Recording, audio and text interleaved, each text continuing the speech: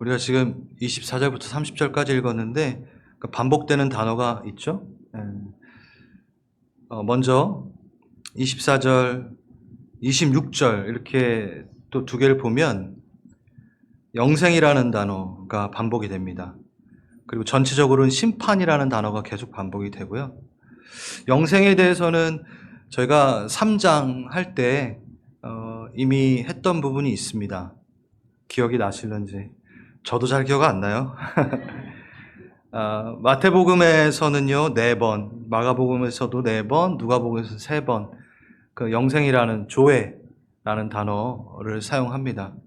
그런데 요한복음에서는 아이오니오스, 조회 아이오니오스, 그러니까 생명인데 영원한 생명, 그걸 20번, 그리고 그냥 조회만은 19번, 총 거의 39번. 정말 비교하면 영생에 대한 이야기를 정말 많이 합니다. 그래서 요한복음 볼 때는 그 영생을 우리가 깨닫게 되고 생명을 깨닫게 된다라는 말씀을 드렸어요. 요한복음에서 나오는 이 영생은요, 푸시케, 육체적 생명을 말하는 게 아닙니다. 영적 생명에 대해서 얘기하는 거죠. 우리가 영생이라 하면 익숙하다고 생각하지만 이렇게 들여다보면 그렇게 익숙한 게 또 아니에요. 그래서 제가 3장 할 때 잠깐 다뤘던 게 있습니다. 그게 뭐냐면 그 당시에 영지주의적 사고를 갖고 있고 이원론적 사상, 헬라 사상을 갖고 있었던 사람들은 이 영생에 대한 부분을 비인격체, 그러니까 지식으로 알았죠. 지식을 잘 깨달으면 나는 영원히 살 수 있다. 그러니까 혼자 영원히 사는 거죠. 그 영생 자체가 비인격체니까 지식으로 가져갈 수 있고 내가 컨트롤할 수 있으니까. 그런데 요한복음에서 뭐라고 얘기하죠? 영생은 인격체라고 말하고 있습니다. 영생은 누구? 예수 그리스도. 여러분, 처음 하신 것처럼 이렇게 쳐다보시면 안 되는데 이거 했던 건데? 그러니까 우린 영생을 얻기 위해서는 비인격체를 습득하고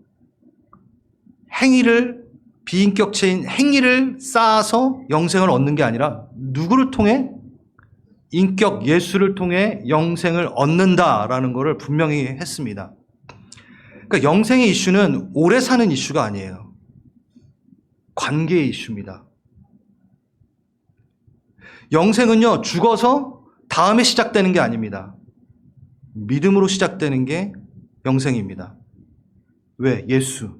예수를 내가 받아들임으로 영생을 얻게 되는 거죠. 인격. 그래서 그런 예도 들었던 것 같아요. 물이 있는데 여러분 물을 막 손으로 잡으려고 하면 안 되잖아요. 그렇죠? 그 물을 어떻게? 컵에다 놓고 내가 딱 가지면 어떻게 되죠? 물을 갖게 되잖아요. 그렇죠? 이렇게 안 되는데? 다 했던 건데. 그래서 우리가 영생 자체는 잡을 수가 없어요. 도대체 영생이 뭐지? 그런데 영생을 누리고 원한다면 뭘 잡아라? 예수를 잡아라! 그럼 예수 안에 뭐가 있다? 영생이 있다! 예수를 잡는 순간 우린 영생을 갖는 거다. 예, 물 못 잡는데 물 컵을 잡아버려라! 그럼 나는 그 물을 잡고 내가 가진 거가 된다. 똑같은 그 얘기를 했었죠. 예수를 잡으십시오. 예수를 잡고 여러분 영생을 누리십시오. 언제부터?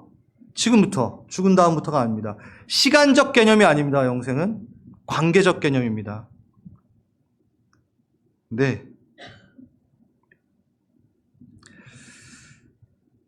그래요. 이거 하려고 했던 건 아닌데.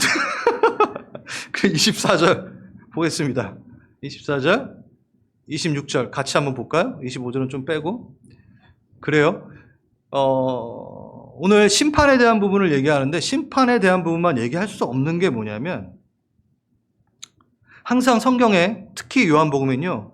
심판을 얘기하려고 하면 뭘 먼저 얘기하고 있냐면 영생, 구원에 대해서 얘기하고 있어요. 24절 그렇잖아요. 영생을 얻었고 심판에 이르지 아니하느니 26절 생명이 있음과 동시에 심판의 권한도 있고 29절은 없나요? 네, 생명의 부활 또는 심판의 부활. 계속 두 개가 같이 나옵니다. 동전의 양면과 같아요.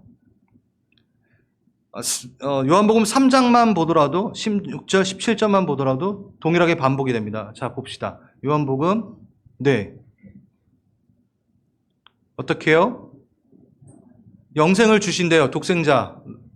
예, 그를 믿는 자마다. 그리고 17절 세상을 심판하러 오신 게 아니라 세상을 구원하러 오셨다. 또 이렇게 얘기합니다. 예수님의 오신 목적이 뭐라고요? 네? 심판하러 오셨나요? 근데 왜 오늘 심판에 대해서 또 얘기해야 될까요? 자, 이게 아이러니합니다. 이게 헷갈린 게 아닙니다. 여러분 헷갈려 하지 마십시오. 주님은 심판주로 오십니다. 오실 것입니다. 그리고 그거는 우리에게 가장 공정한 심판주이십니다. 그렇죠? 근데 왜 심판을 얘기하려면 꼭 구원을 얘기하고 구원을 얘기하면 꼭 심판을 얘기할 수밖에 없는가? 당연하죠. 동전의 양면이니까. 누가 구원을 얻는다면 누군가는 심판을 받게 되어 있는 거죠. 간단합니다. 노아의 방주인가요? 노아의 홍수인가요? 둘 다 맞습니다. 우리의 입장에서는 노아의 방주 사건이고 하나님을 모르는 자는 뭐죠? 노아의 홍수 사건인 거죠. 그건 똑같은 사건인데 구원과 심판이 그 자리에서 이루어집니다. 방주에 탄 사람은 구원이요, 방주에 타지 않은 이는 심판입니다. 그러니까 구원이 이루어지는 것은 바로 심판도 이루어진다라는 겁니다. 소돔과 고모라 어떤가요?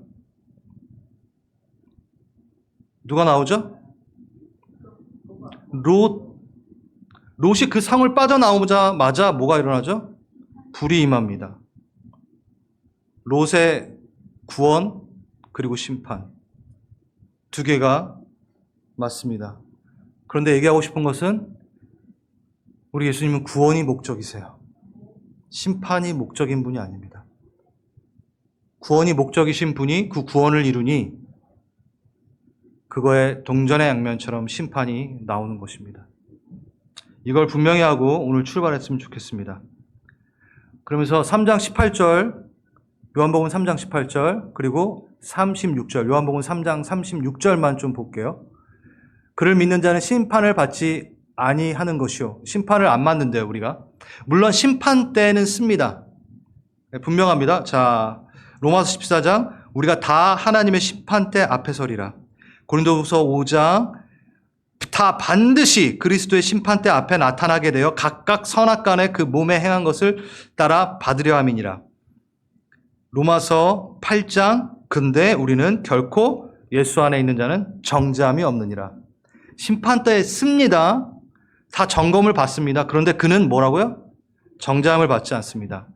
카타크리마, 법정 용어. 쓰는데 유죄 선고가 아니다. 처벌이 없다라는 걸 경험하게 될 겁니다. 그러니까 우리는 심판대에 쓰나 심판을 받지 않는다라는 말이죠. 근데 믿지 않는 자는 어떻게 된다고요? 믿지 않는 자는 심판을 벌써 받은 것이니라. 18절에 믿지 아니함으로 벌써 심판을 받은 것이니라. 완료 시제. 36절 현재 진행형. 하나님의 진노가 그 위에 머물러 있느니라. 심판은 이미 완료되었고 그리고 계속 진행되고 있다라는 거죠. 누구와 함께 하지 않으면 당연하죠. 근데 근거가 분명히 있습니다. 심판의 상태가 왜 그렇게 되는가? 예, 다시 볼게요. 뭐를 인정하지 않았기 때문에 벌써 심판을 받은 거죠?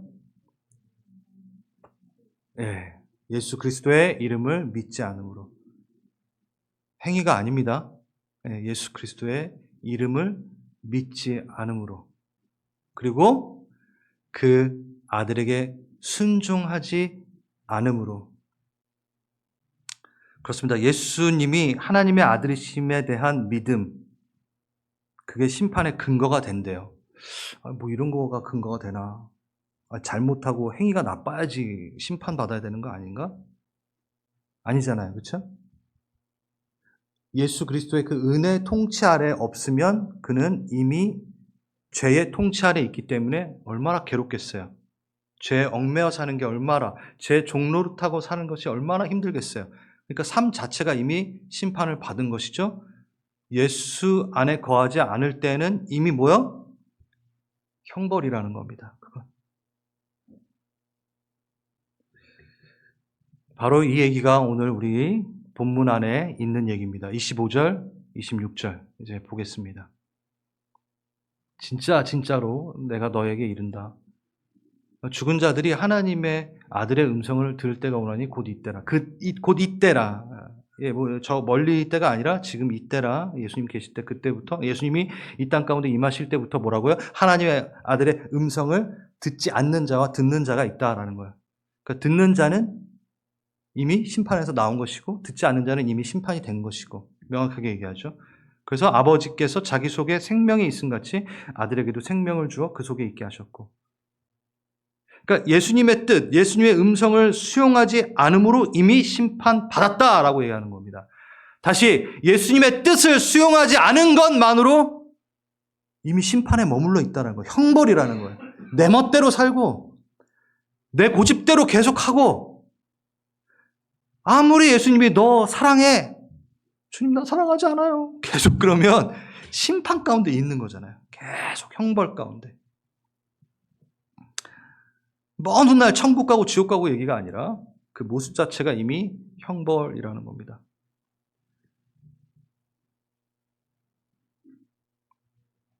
로마서 1장에 보면요, 제가 준비하진 않았지만 제가 자주 말하는 거예요. 하나님을 알되 하나님을 영화롭게 하지도 않고 감사하지도 않고 허망하여져서, 그 생각이 허망해져서 미련한 마음에 자기가 두어 스스로 지혜 있다고 여겨 어리석게 돼. 그러니까 오히려 썩어지지 아니하는 하나님의 영광을 쫓아. 그래서 새와 짐승, 기어다니는 동물을 쫓아가 우상을 만들어. 하나님께서 그들의 마음의 정욕대로 더러움에 내버려 두사 서로 몸을 욕되게, 동성애 같은 거. 이미 형벌. 선택한 삶이에요. 이렇게 해도 형벌이 없네? 그러면서 하나님을 모욕해요. 야, 뭐 죄를 지어도 안 죽네? 죄를 지어도 뭐 아무 일 없네? 교통사고도 안 나네? 하나님 없나 봐. 선택한다는 거예요. 제가 이거 DTS 강의할 때 자주 얘기했던 건데, 제가 중학교 때 데스메탈을 되게 잘 들었었어요. 데스메탈. 스키드로우 막, 메탈리카 막, 이러면서 막, 여러분 모르죠? 막 거기 그러면 지옥, 사탄 막 다 나와요. 막, 죽여! 막 이러면서 막, 뭐 약을 먹어! 막 이런 내용들 다 있어요. 되게 유명한 노래가 있는데. 지금 부르면 안 돼요. 자. 진짜 웃긴 게 뭐냐면 걔네들 콘서트 하는 거 보면 어떤 줄 아세요? 나는 술과 마약이 있는 지옥으로 갈련다. 난 지옥이 좋아. 이래요. 그러니까 선택하는 거예요. 선택. 마지못해 죄를 짓게 하나요? 누가? 죄는 자기가 짓잖아요. 그러니까 선택하는 겁니다. 죄의 무감각, 죄의 깨달음도 없어. 그게 바로 그냥 형벌 자체라는 거죠. 이 간증도 참 재밌는데, 제가 데스메탈을 끊게 된 간증도 있는데 그건 나중에. 그래서 기독교 역사를 보면요, 사단이 끈질기게 교회를 무너뜨리려고 하는 시도가 하나 있는데, 그게 뭐냐면, 제일 힘써하는 공격이 뭐냐면 예수님을 하나님의 아들로 인정치 못하게 하는 것. 왜? 이게 구원의 조건이고 심판이기 때문에 딴 거 그닥 신경 안 써요, 얘네들. 예수가 하나님이라는 것을 부인하게 하는 공격을 계속해요. 지금도 여러분 유튜브에 수많은 공격들이 예수님은 하나님이 아니야 라는 걸 얘기하죠. 딴 거 얘기 안 해요. 그가 성자였어. 아무도 부인 안 해요. 그건 좋은 사람이야. 좋은 선생이야. 다 뭐 어쭈쭈 해줘요. 근데 예수가 하나님의 아들이라 그러면은 눈을 밝히고 눈에 불을 밝히고. 예. 제가 딜리버런스 사역을 한국에서는 많이 하면서 그런 경험이 또 하나님께서 주시면서 되게 정말 제가 이 부분이 갑자기 생각이 났어요. 막 이렇게 강하게 어떤 악한 세력에게 붙잡힌 사람들은 찬양도 해요. 정말 그래요. 예, 정말 교묘하게 속여요. 예수님이 너의 주인이셔? 나 예수님이 나의 주인이야. 막 이래요, 진짜. 그런데 진짜 웃긴 건 뭔지 아세요? 예수님의 하나님이심을 넌 아느냐, 믿느냐, 고백해. 그러면 안 해요. 희한해요.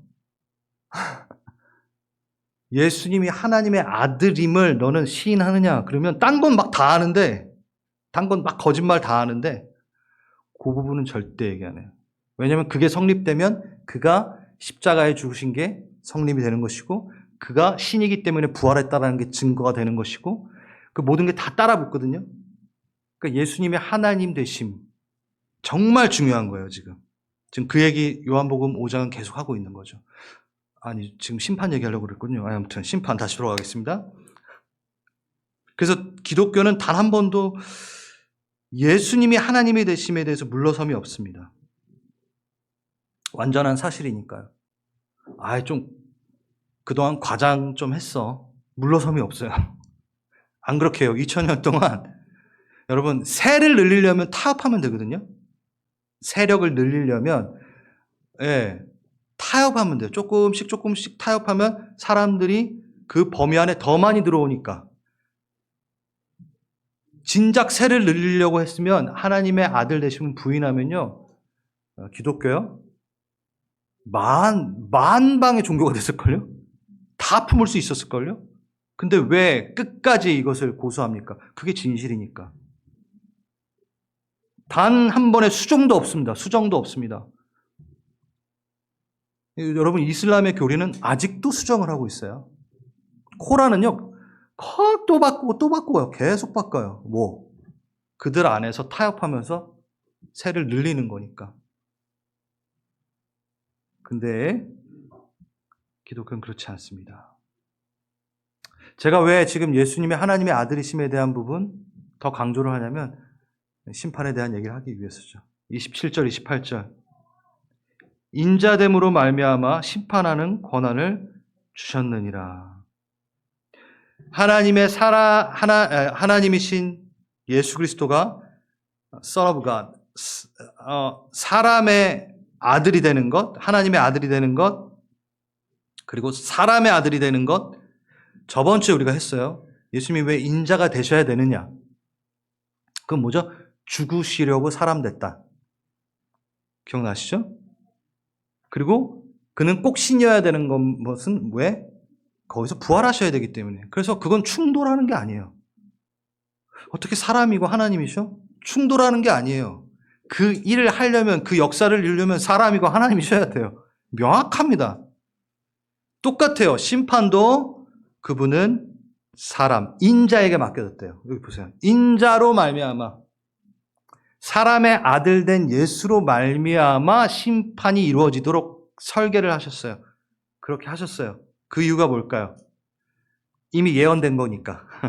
다니엘서 7장 10절. 그가 심판을 베푸는데 책들이 펴 놓였는지라. 심판의 책이 놓였어요. 심판 명부가 펼쳐져 있어요. 그러면서 막 짐승이 죽음당하고 불에 던져지고 막 권세가 뺏어지고 짐승이 막 이렇게 돼요. 그러다가 13절에 인자 같은 이가 하늘에 구름 타고 와서 그 생명책을 피고 그것을 관장하시는 분이 누구? 인자, 사람의 아들. 구약에서부터 그렇게 얘기했어요. 심판은 인자에게 맡겨졌다. 그걸 사도행전에서 얘기하죠. 17장 31절. 이는 정하신 사람으로 하여금 천하를 공의로 심판할 날을 작정하시고 이에 그를 죽은 자 가운데서 다시 살리신 것으로 모든 사람에게 믿을 만한 증거를 주셨음이니라. 그래서 요한복음은 인자가 심판에 권한이 있다라고 기록을 하고 있습니다. 이루어졌다라는 거죠. 그럼 왜 심판은 인자에게 맡겨졌을까요? 구원과 마찬가지로. 왜요? 우리와 똑같이 유한한 삶을 사셨기 때문에, 유한함으로 겪게 되는 고난의 자리, 실패의 자리, 그가 다 경험해 보셨기 때문에 그분이 가장 적합한 거예요. 가장 공정한 심판을 할 수 있는 거예요. 여러분, 그런 거 있잖아요. 심판을 받는데, 당신이 내 처지 있어 봤어. 입장 바꿔 생각을 해봐. 예? 그럴 수 있잖아요. 이 땅의 현실은 모르고 하늘에서 막 그냥 심판하고 못 받아들여요. 아니에요. 그런 입을 막기 위해 어떻게 해요? 인간의 자리, 그 인간의 입장으로 쓰셔서 모든 의심을 풀어내십니다. 여러분, 하나님은요, 예수님은요, 하늘 위에서도 공정한 심판을 하실 수 있는 완전한 분이에요. 아니, 위에서 완전한 심판을 못 보니까 내려오셨나요? 가까이에서? 그게 아니잖아요. 그러니까 우리의 모든 연약함을 알고 제대로 심판한다는 걸 보여주시기 위해, 이미 완전하신 심판인데도 우리의 그 시덥지도 않은 그 불만 때문에, 그 오해 때문에, 주님 내 마음 아시나요? 아세요. 그를 의심하지 마십시오. 그가 여러분에 대한 판단은 명확합니다. 그리고 무엇보다도 그는 심판하러 오신 분이 아니고 구원하러 오셨다는 걸 다시 한번 말씀드립니다. 구원이라는 걸 앞세우기 위해, 심판보다 구원이라는 걸 앞세우기 위해. 그래서 예수님은요, 이 땅 가운데 심판하실 때 막 무턱대고 하지 않으세요. 섬세함이 있으세요. 아주 섬세하십니다. 한번 제가 읽어볼까요? 나의 종을 보아라. 이사야서 42장 1절. 그는 내가 붙들어 주는 사람이다. 내가 택한 사람이다. 내 마음을 기뻐하게 하는 사람이다. 내가 그에게 나의 영을 주어 그가 뭇 민족으로 공의를 베풀 것이다. 근데 그 공의가 베풀어질 때 그는 소리치거나 목소리를 높이지 않는다. 거리에서 그 소리가 들리지 않게 할 것이다. 그는 상한 갈대를 꺾지 않고 꺼져가는 등불을 끄지 않은 진리와 공의로 베풀 것이다. 그는 끝내 세상에 공의를 세울 것이다. 지금 이 얘기는 뭐냐면요, 그 공의를 베푸시는 그분의 섬세함이 나와 있는 거예요. 막 그냥 나와서 그냥 심판이야 이러지 않으시고, 상한 갈대가 있을까 봐, 혹시 환경 가운데 막 연약해져서 줄기가 상처가 나고 막 그런 꺾이거나 막 뽑히진 않았는데 막 위태위태한, 사람들이 보기에는 쟨 멸망받아야 마땅해라고 막 손가락질하고 있는 그가 그냥 꺾이지 않게 호미로 하나하나 수확하시는 것. 여러분, 그 마지막 날 주님이 수확하신다고 했을 때 막 이만한 그냥 불도저로 막 수확기계로 막 그냥 한 번에 월월월 이렇게 가는 게 아니라 하나하나 상한 영혼 물리치지 않으시고 하나하나 세심하게 구원하신다라는 거는 반대로 세심하게 심판하신다라는 거예요. 이게 같이 가는 겁니다. 주님은 그 구원의 세심함과 동시에 심판에 대해서도 너무나 섬세하십니다.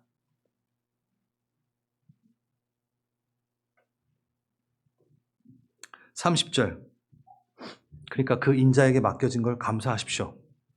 그 인자에게 심판이 맡겨진 걸 감사하십시오. 마지막입니다. 30절. 오늘 좀 이 얘기를 하려고 했었습니다. 나는 아무것도 스스로 하지 않노라. 듣는 대로 심판한다. 하나님의 뜻대로 심판한다. 그래서 내 심판은 의롭다라고 얘기하십니다. 우리가 하나님과 아버지, 성부와 성자의 하나 된 뜻에 대해서는 벌써 저번 주에 했기 때문에 이 심판의 공정함에 대해서, 공평함에 대해서, 의로움에 대해서 좀 얘기를 하려고 합니다. 하나님, 그 예수님의 심판은 의롭습니다. 아멘. 아멘이 적으시네요. 네, 맞아요. 적으실 수 있어요. 에스겔서 18장 5절에서 27절까지 다 보지 않을 거고요. 거기 안에는 정의와 공의에 대한 하나님의 정의와 공의, 공정함이 12절 되는데 14번이나 나와요. 하나님의 공의와 정의가. 근데 딱 한 절, 25절에 이게 나옵니다.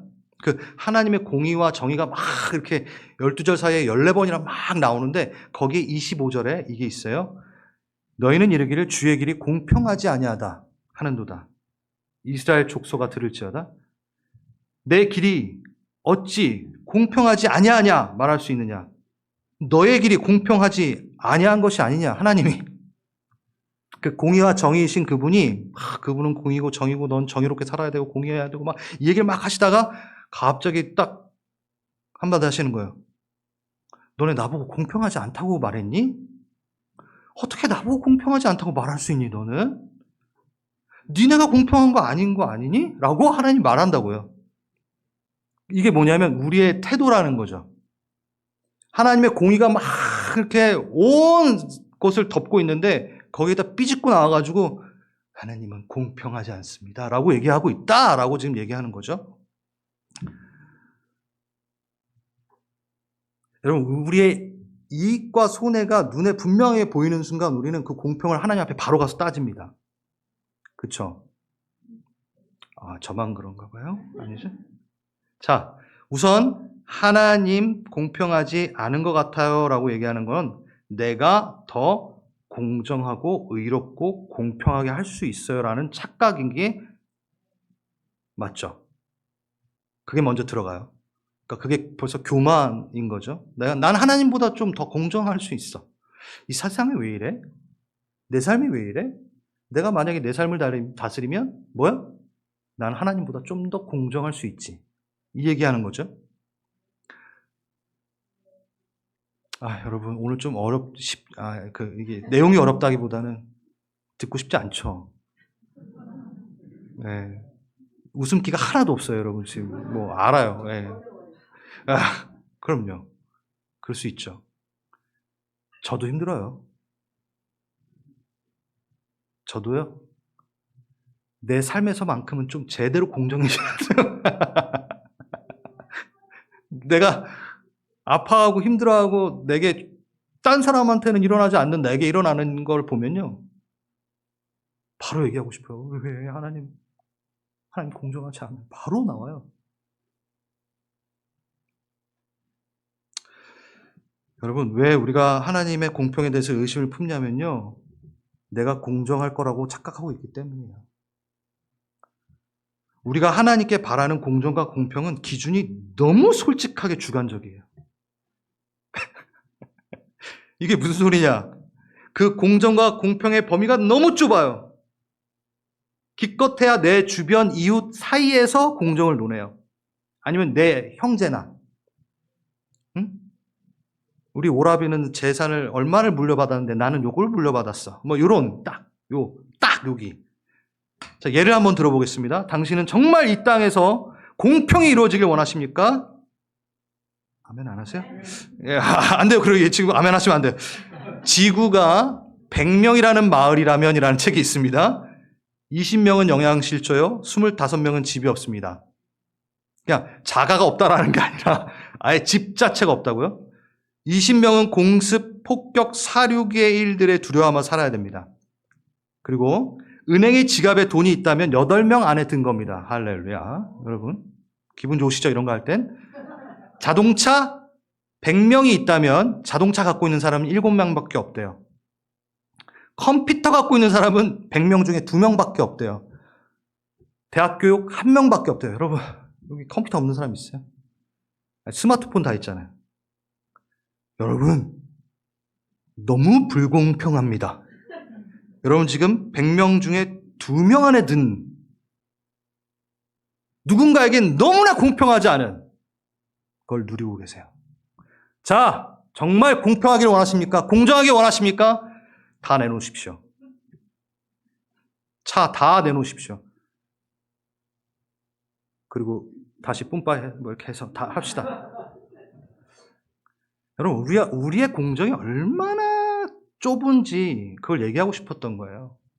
세상은 공정하지 그들은 얼마나 공정하지 않다고 얘기할까? 여러분 좀 오늘 힘들게 해서 죄송하지만 책 하나 얘기해 드리겠습니다. 하나님 앞에서 울다.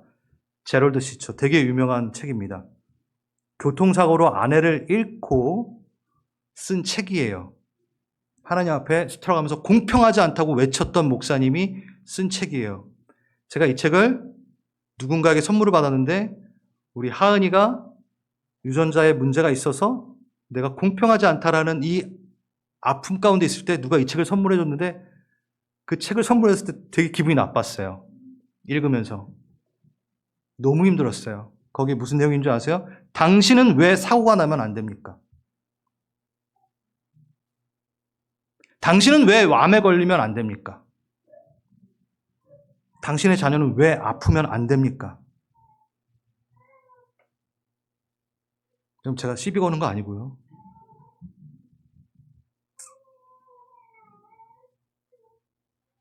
그러니까 공정을 진짜 논할 수 있냐는 거죠.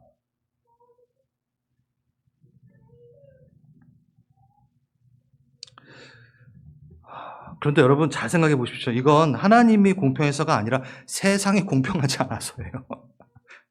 지금 제가 끌고 가는 건 뭐냐면 지금 잘 생각해 보세요. 여러분이 만약에 지금 내게 공평하지 않다고 생각하는 부분은 다 어디서? 죄에서 드러나온 것이고 여러분 공평하지 않다라고 하는 것은 다 직장 상사가 잘못했기 때문에 여러분 공평하지 않은 거고 혹시 여러분이 재산을 좀 덜 받아요?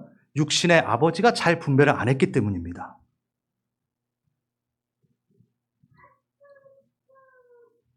자, 공평을 논할 때 하나님 앞에다 대고 공평하냐고 얘기하지 마세요.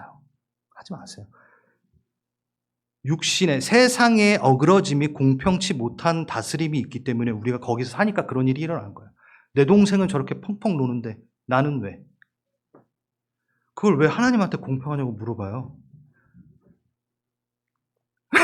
막 지금 가슴을 이렇게 치는 분이 계신데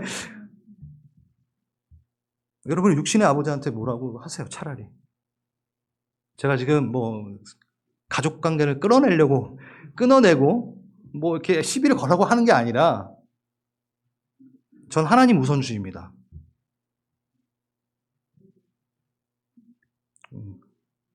전 하나님이 기쁘시면 지금 말씀 선포하는 거예요. 여러분 기분에 전 지금 좌지우지 되고 싶진 않습니다. 여러분 괜찮죠? 네, 좋아요. 계속 하겠습니다. 지금 혹시 누가 나 막 멱살 잡고 끌어내려고 하는 그런 분위기가 막 지금 조성이 되는 것 같아. 그만! 자, 그렇다면 하나님은 공정하신가요? 공평하신가요? 그런데 충격적이게도 하나님은 공정하지 않으십니다. 충격적이죠. 오, 참람하도다, 주목사. 어찌 주의 공평함을 논하느냐. 토기장이가 그 토기를 마음대로 할 수 없다더냐. 그렇게 얘기해도 돼요. 맞아요. 그런데 제가 잘 들으세요. 정말 하나님은 공평하지 않으십니다. 적어도 세상 기준으로 볼 때는 공정하지 않습니다. 적어도 분배에 있어서는 하나님은 공정하지 않으십니다. 제가 얘기하는 게 아니라 성경을 보세요. 여러분 은사가 공평하게 공정하게 다 주어지나요? 각각에게 알맞게 주어집니다. 어떤 사람은 많이 주고 적게 주십니다. 실제로. 좀 더 얘기해 봅시다. 마태복음 25장. 어떤 이에게는 5달란트, 어떤 이에게는 2달란트, 어떤 이에게는 1달란트. 벌써 분배는 불공정합니다. 오늘 잘 들으셔야 돼요. 어떤 사람은 처음부터 금수저고 어떤 사람은 태어난데 흙수저입니다. 어떤 사람은 태어나면서부터 장애를 가지고 있고요. 어떤 사람은요, 환경에 의해서 금수저를 도저히 아무리 노력해도 따라잡을 수 없는 사람들이 있어요. 주로 우리죠. 제가 여기 봤을 땐 금수저를 우리 교회에서는 본 적이 없는 것 같아요. 참 고만고만하게 잘 모여 있어요. 좋아요.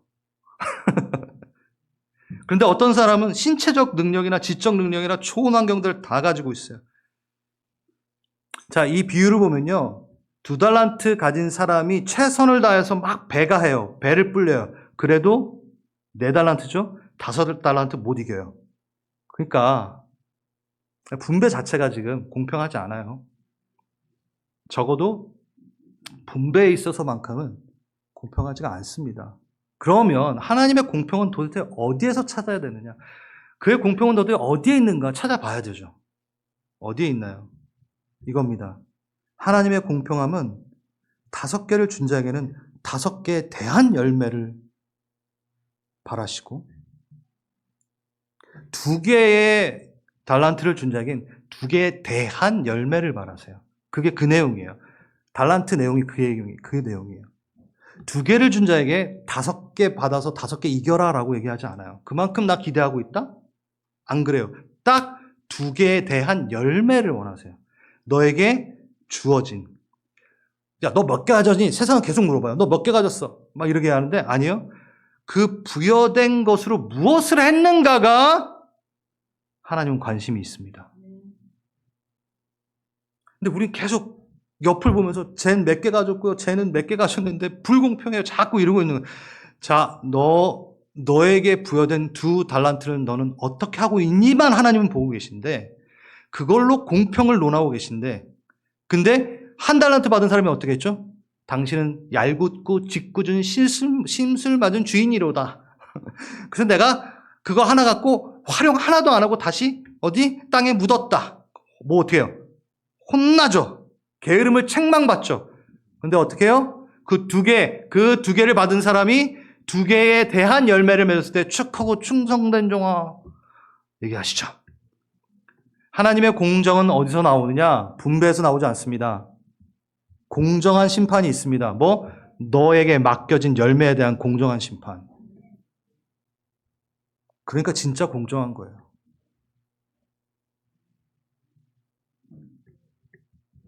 너의 거에 대해 남겼느냐?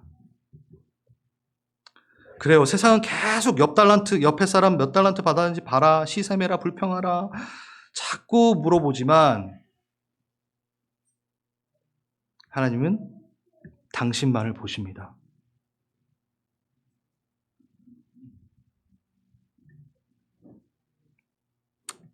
하나님은 공평하십니다.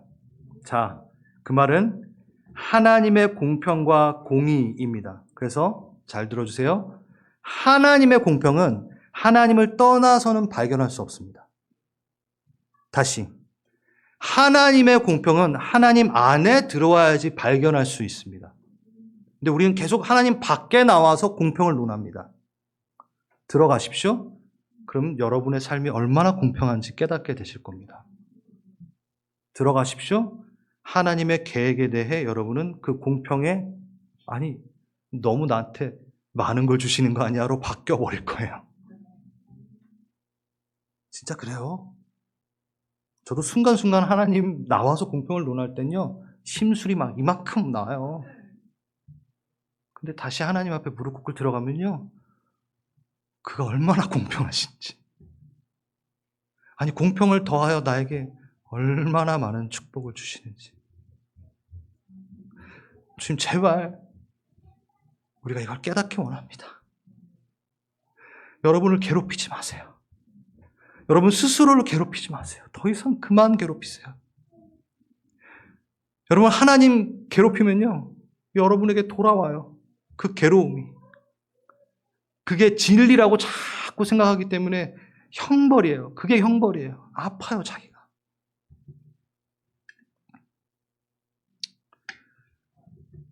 나 가진 재물 없으나 나 가진 지식 없으나 나 남에게 있는 건강 있지 않으나 공평하신 하나님이 지금 찬양하려고 그랬던 거 아닌데? 그래. 고마워요. 착해. 여러분 손명희 시인이 공평하신 하나님을 찬양했어요. 여러분 이게 말이 돼요? 손명희 시인 출생 때 의사의 실수로 뇌성마비 장애를 얻으신 분이에요. 말을 하실 때도 온몸을 비틀면서 말을 하셔야 되는 분이에요. 그가 공평하신 하나님을 얘기합니다. 이분이 말씀하시는 하나님의 공평하심은 도대체 무엇일까? 고민 많이 되죠. 하나님 안에서 발견할 수 있는 공평함. 영적 풍성함과 영적 친밀함 안에 그의 공평함을 발견하는, 내 눈에 보이는 제한적인 상황 가운데 하나님의 공평을 논하지 않고 그분 안에 들어가 공평을 배우는. 하나님은 영이십니다. 그래서 그 영원한 영에 대한 공평을 논하시는 분이에요. 이해가 되십니까? 그게 잘 이해가 솔직히 안 될 때가 너무 많아요. 그래서 송명희 신이 또 다른 찬양을 하나 만듭니다. 오, 그 이름 나는 말할 수 없네. 그 이름 속에 있는 비밀이야. 이거 다 몰라. 근데 나는 건강 없고 재물 없고 가진 거 없어도 그 안에서 공평을 발견했네. 비밀이 돼버렸어. 아무리 설명해도 사람들이 몰라. 우리의 공평은요, 정말 대부분 육적인 부분, 눈에 보이는 것으로 하나님의 공평과 공정을 따집니다. 근데 내 안에 있는 영적 자산, 값없이 주신, 솔직히 공평하지 않을 정도로 너무 많이 주신 그 영적 자산에 대해서는 공정하다, 공평하다 따지려고 들지도 않아요. 왜? 인식이 전혀 없으니까. 영적 자산에 대한 인식이 전혀 없고 눈에 보이는 거에 대한 공평만 논하니까. 우리는요, 영적 충만함에 그 영적 기쁨의 공정을 원했던 적이나 있습니까, 솔직히? 그걸 갖기를 원했던 적이 있습니까? 근데 여러분 가졌어요. 공의로운 심판자이신 그분에게 우리를 맡겨드립시다, 이제. 맡겨드립시다. 여러분 유튜브에 보면요, 되게 많은 어떤 설교 중에 공평, 공정 막 얘기할 때 하나님 앞에 막 대들라고 막 얘기하는 사람도 있어요. 목사님 중에. 대들어도 되는데요, 저는 권하진 않아요. 전 도대체 무슨 용기로 그런 말을 전하실까라는 생각이 좀 들어요. 되게 인본주의적인, 그래서 사람의 그 뭐랄까 마음을 싹 사서 뭐 그러는 것 같아요, 느낌이. 그 나중에 책임 어떻게 지려고. 그 사람이 계속 그렇게 주님한테 불만 막 하다가 진짜 정말 계속 불평하면 어떡하나? 물론 그분은 막 위로한다고 하면서 하나님 딴 데서 불평하지 마시고 하나님 앞에, 맞아요. 저도 그런 설교해요. 하는데 궁극적으로는 여러분 조심하세요. 여러분이 그 안에 형벌에 갇혀요. 계속 하나님과 싸우려고 하면. 역대하 13장 요번 주 수요일 날 할 건데 하나님과 싸우지 마십시오. 못 이겨요. 엎드리십시오. 그게 심판이 나에게 옳다라고 외치십시오. 스로복의 본이게의 여인, 여러분 그 복음서에 보면요, 개에게나 줄 거 너에게 줄 거 없다고. 예수님 진짜 이상해. 그건 또 다른 뭐가 있는데 거기에다 두고 주여 올소이다 이래요. 그 여인이. 하나님이 여러분에게 권면하시면 너 지금 잘못 살고 있어 그러면 주여 올소이다가 나오셔야죠. 그의 심판은 명확하거든요. 내 상태 정확하게 아시거든요. 우리의 심판주로 인정합시다. 그가 나에게 정당한 판단을 내리시고 계시다는 것을 인정합시다. 그게 여러분의 이득입니다. 여러분이 살 길입니다. 예수님의 판단은, 심판은 정확합니다. 거기다 대고 막 우리는 경계하는 사람이에요. 여러분 손흥민 그 뛰는 거 보세요. 열심히 뛰잖아요. 근데 거기에 있는 모든 이들이 나와가지고 심판하겠다고 막 그러면 어떻게 해요? 큰일 나요. 막 관중석에서 심판하겠다고 뛰쳐나와. 경기 뛰어야 되는 선수들이 막 갑자기 막 휘슬 불고 이래. 난장판이죠. 근데 우리가 그래요. 하나님, 당신은 심판 그닥 내가 더 심판 잘할 것 같거든요. 좀 비키세요. 그래서 내 인생의 심판자가 돼서 막 공정하니 안 하니 막 계속 이러면서 100명 다 우리 교회 만약에 교인이 100, 예? 지금 뭐 100명 되면은 지금 다 휘슬 불들고 있어.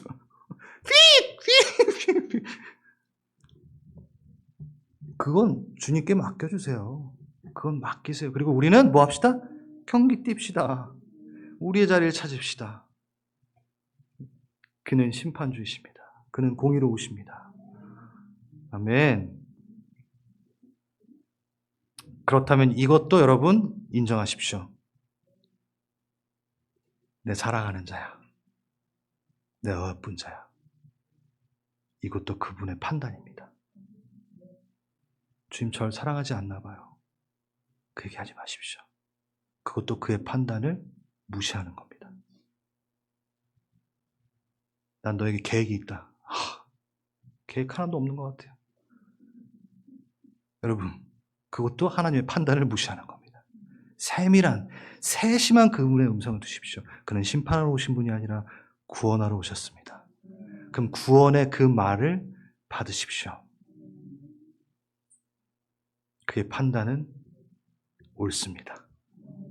다 함께 일어나겠습니다.